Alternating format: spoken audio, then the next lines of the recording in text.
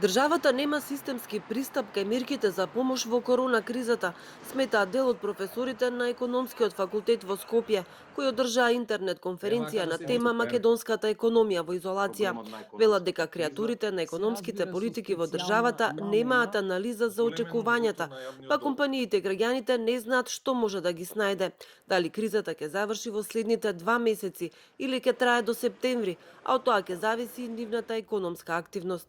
Имам впечаток, имам чувство дека креаторите на економските политики во нашата земја многу малце обрнуваат внимание да им објаснат на економските агенти, на физичките и на правните лица, колку би траела оваа криза и што тие да очекуваат од мерките кои што се преземаат.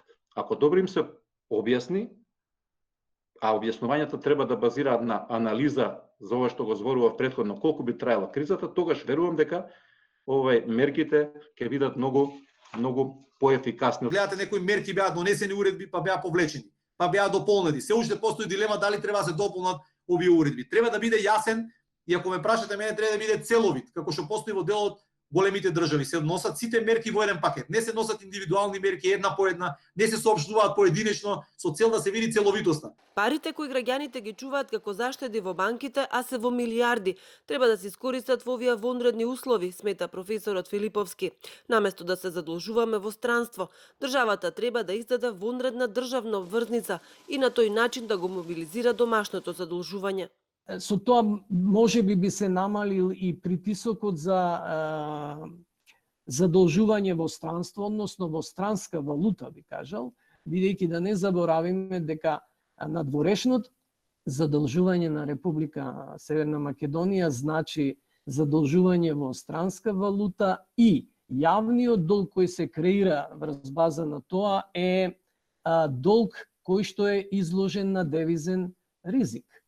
Најголем дел од професорите се загрижени зашто Министерството за финансии не направи сериозно кратење на буџетските трошоци.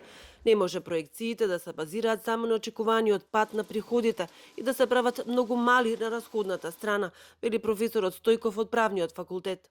И тоа ме подсетува на една изрека на израелскиот сатиричар Ефраим Кишон, вели лесно е да бидеш министер за финансии, се што треба да правиш е само да се задолжуваш. Значи јасно е дека ќе има нови задолжувања, поголеми. Меѓутоа, ако овие средства не ги искористиме за правилно таргетирање на помошта за бизнис секторот, односно за поддршка на економското заздравување, според мене ќе биде безцелно зголемено нивото на јавниот долг.